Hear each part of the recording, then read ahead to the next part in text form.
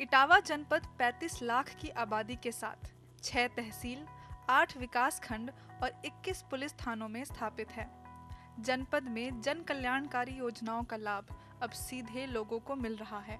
प्रधानमंत्री आवास योजना, उज्ज्वला, किसान सम्मान निधि योजना ने लोगों को बड़ी राहत पहुंचाई है।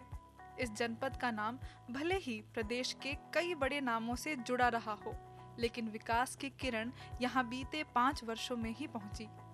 कोविड के दौरान यहाँ भी जिला चिकित्सालय में ऑक्सीजन प्लांट की स्थापना, डायलिसिस की निशुल्क सुविधा समेत चिकित्सा के आवश्यक सुविधाओं को उपलब्ध कराया गया।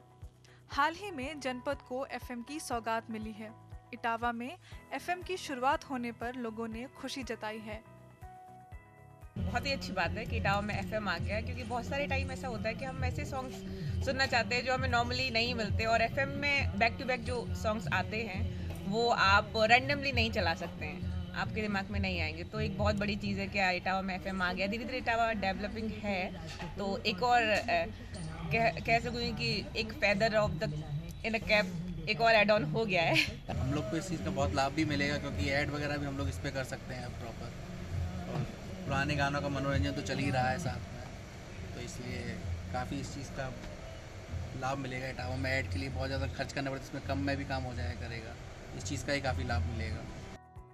इटावा राजनीतिक और सांस्कृतिक दृष्टि से भी बहुत महत्वपूर्ण है।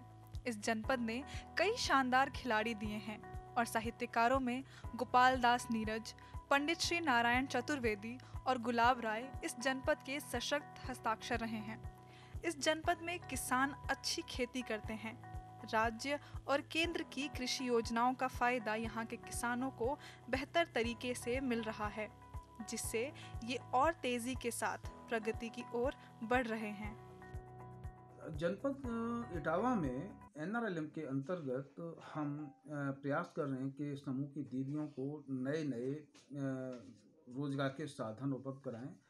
पारंपरिक तरीके से यहाँ पे जो खेती होती थी, कृषि होती थी, उससे हट करके इनको कुछ कराएं।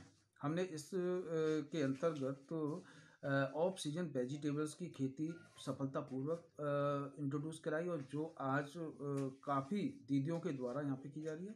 ठीक इसी क्रम में हमने 3 फसलों को मुख्यालय से, लखनऊ से हमको निर्देश मिले कि इनको इंट्रोड्यूस कराया जाए, जिसमें स्ट्रॉबेरी थी, थाई अमरूद था और रेड ये पपीता था। इसके अंतर्गत हमने तीनों ही फसलों को अलग अलग विकास खंडों में इंट्रोड्यूस कराया है, लेकिन स्ट्रॉबेरी की खेती के लिए हमको ऐसे किसान, कृषक या दीदी चाहिए थी जो इनोवेटिव हो, जो नए आइडियाज़ को स्वीकार कर ले, और ये हमारे गांव नगला भीकन विकास खंड जसवंत नगर में मंत्रवती हैं, जो पहले से ही इस तरह की अभिनव खेती करती आई है। इनके माध्यम से इस खेती को हमने इस गांव में इंट्रोड्यूस किया है। रेलवे और सड़क के मुख्य मार्गों से जुड़ा ये शहर कृषि के साथ साथ आने वाले समय में कई नए आयाम लिखेगा। आने वाले समय में जब तक हर जनपद विकसित नहीं होगा, तब तक पूरे प्रदेश का विकास संभव नहीं।